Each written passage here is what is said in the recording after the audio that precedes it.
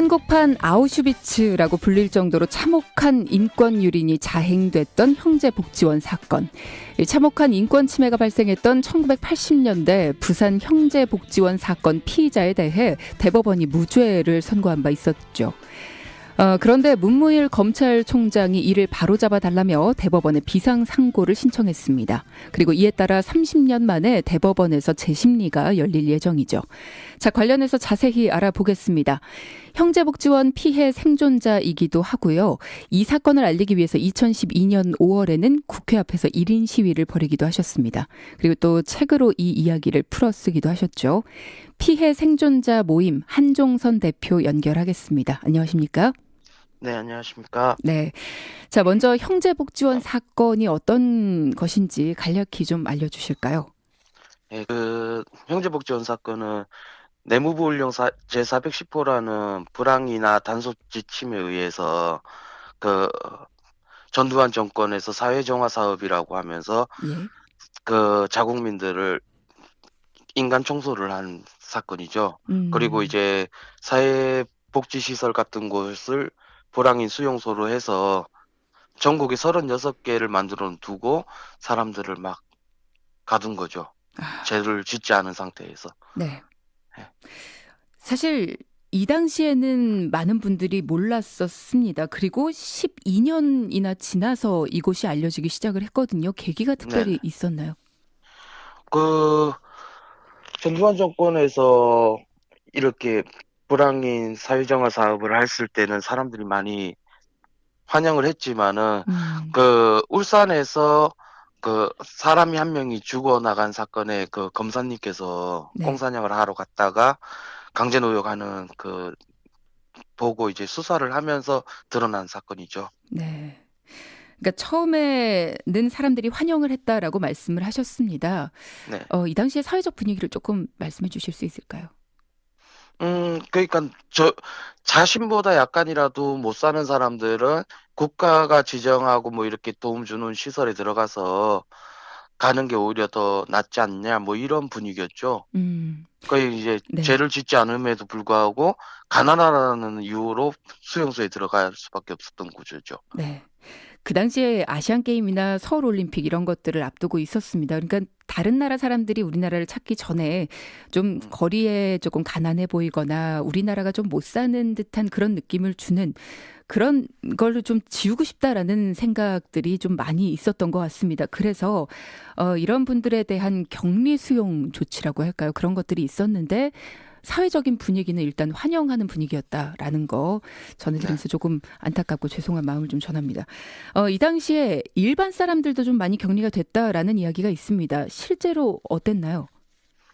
정확하게 이야기를 하자면은 일부가 아니고 전체적인 사람들이 다 무고한 사람들이죠. 대한민국은 민주국가지 않습니까? 그럼요. 법치주의 국가고 불황인이라는 그런 개념 자체가 없잖아요.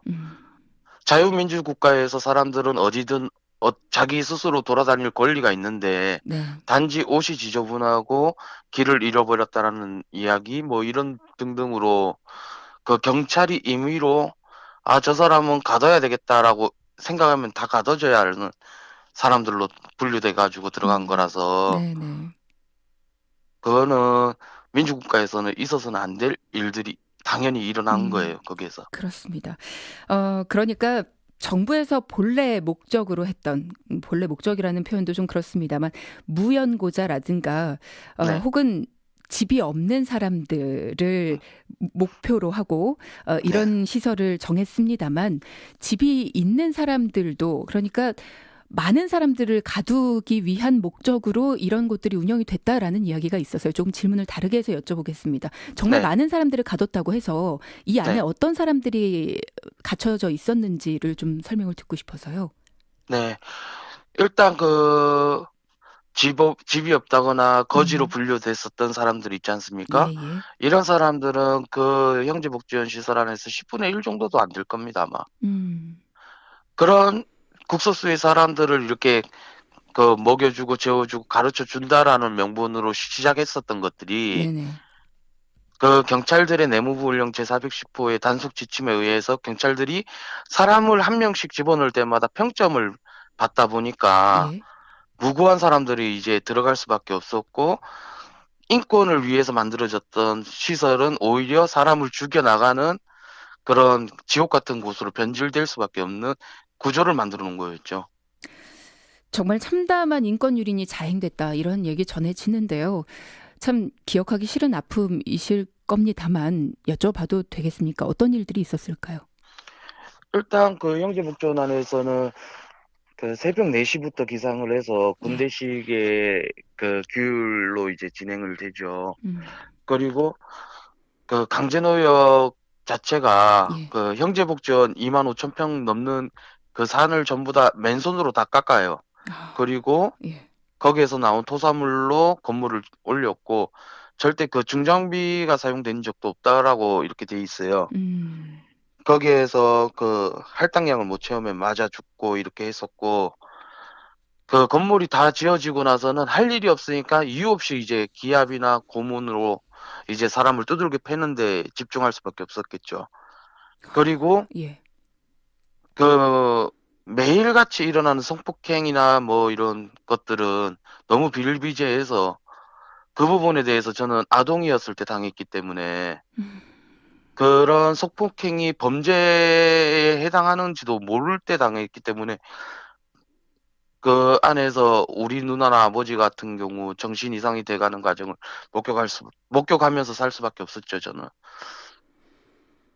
그래요. 네. 그 안에서는 대한민국, 아니, 전 세계 안에 있었던 모든 범죄가 다 일어나는 곳이라고 보시면 돼요. 어떻게 자국민을 대상으로 그런 일이 있을 수 있는지 그리고 또 밝혀진 바에 따르면 어, 그렇게 해서 사망을 하신 분들에 대해서는 해부 실습용으로 팔려나갔다라는 이야기도 있습니다. 네, 그 부분에 대해서도 그 원장이나 중대장이나 소대장들이 그 이제 대놓고 이야기를 하죠. 너희들이 이렇게 그 말 안 듣고 막 이렇게 하면은 니들 여기에서 살아나갈 수 있을 거 아니냐 하면서 두들겨 패면서 그런 이야기들을 자연스럽게 하죠. 그리고 니들 죽어봐야 뭐 고깃덩이밖에 안 된다. 그리고 이제 뭐 아, 그 해부용으로 팔려나간다 뭐 이런 이야기를 대놓고 하죠. 자, 공식적으로 1975년부터 1986년까지입니다. 551명의 사망자가 발생했고요. 3천여 명이 불법적으로 감금이 되어 있었다. 그러니까 이게 공식적이니까 비공식으로는 더 많았을 것이다라는 이야기가 있는데 네. 이게 후에 이 원장이 징역 2년 6개월을 선고받았습니다. 이게 말이 안 되는 것 같은데요. 네. 일단 그 죄값이라면은 가장 강력한 거부터 이렇게 그 제명으로 올라가고 해야 되는데, 이상하게 그 권력을 쥔 사람들을, 이런 사람들 보면은 그 죄 같지도 않은 것들을 제일 위에 올려가지고 그걸로 재판을 받고 끝내버려요. 음, 일사부재리 원칙으로 인해서. 네. 그러다 보니까 뭐 형제복지원 사건이라고 알려져 있는 그 박인궁 원장의 제명은 보면은 인권 유린에 대해서는 특수감금이 유일한 건데, 네네. 그 유일한 것마저도 무죄를 만들기 위해서 별의별 것들을 다 들이대잖아요. 음, 솔직히 그 박임금 원장한테 드려야 할 것은 무궁무진하죠. 살인 교사에서부터 네. 폭력 교사에서부터 자기도 때린 부분도 있고, 음, 박인근한테 맞아 죽은 사람들도 분명히 있을 건데 그런 부분은 조차도 안 돼 있는 부분. 애초부터 이거는 그 편파적인 수사가 될 수밖에 없었던 거죠. 네. 김용훈 검사님이 아무리 정의롭게 수사를 한들 위에서 계속 외압을 한다면 수사를 전혀 못하는 구조인 거죠. 음. 이 2년 6개월의 형이 횡령이었던 걸로 알고 있습니다. 그리고 또 네, 출소를 하고 나서도 참 잘 살아가고 있었잖아요. 뭐 얼마 전에 사망을 하시긴 했습니다만 네, 이런 모습을 보면서 참 오랜 기간을 싸워오고 있으신데 우리 생존자 분들 같은 경우에는 참 네, 외로우셨을 것 같기도 합니다. 네.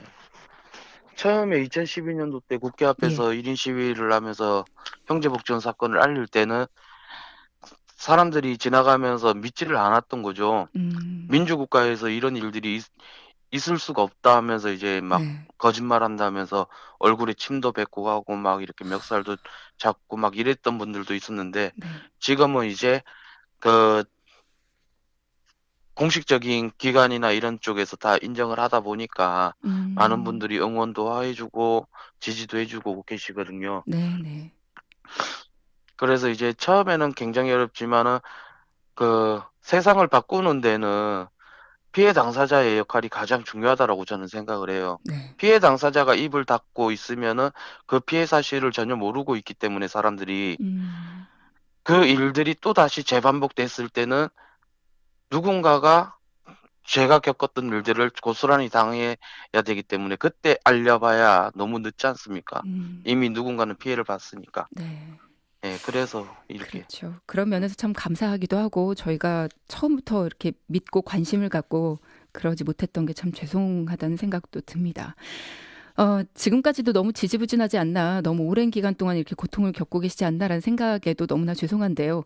이번에 문무일 검찰총장이 대법원의 비상상고, 그러니까 이미 확정 판결이 났지만 그 심판이 법령을 위반한 경우에 행해지는 비상구제 절차입니다.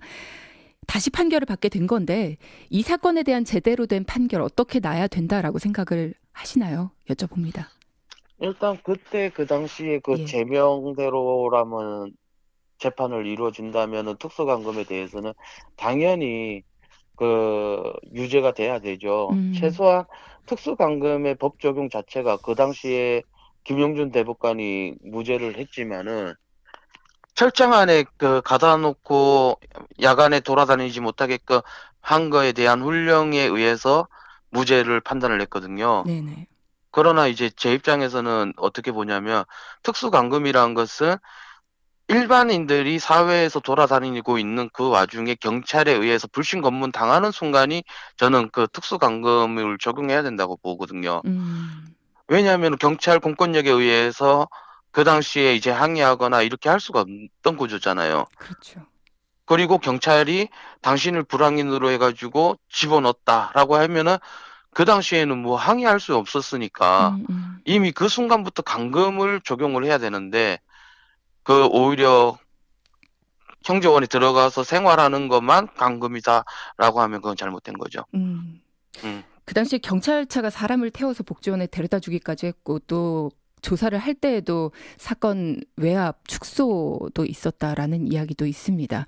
그렇죠. 다른 피해자분들 지금도 많이 노력하고 계신데요. 시간은 짧습니다만 10초 정도 간략하게 좀 서로 힘내라는 이야기 해주시면 좋을 것 같은데요. 한마디 하시죠. 예, 저희 형제복지원 피해 생존자들은 그 이 사건을 말하기까지 지금 30년이라는 시간이 되게 필요했어요. 예. 자기 스스로가 잘못했다라고만 생각하고 있었기 때문에. 네네. 그러나 이 진상규명은 이제 큰 틀에서 그 이루어지고 있고 음. 저희들이 어떻게든 육체적으로는 망가졌다 하더라도 음. 정신적으로라도 네. 건강하게 살아남고 네. 싶습니다. 힘내십시오.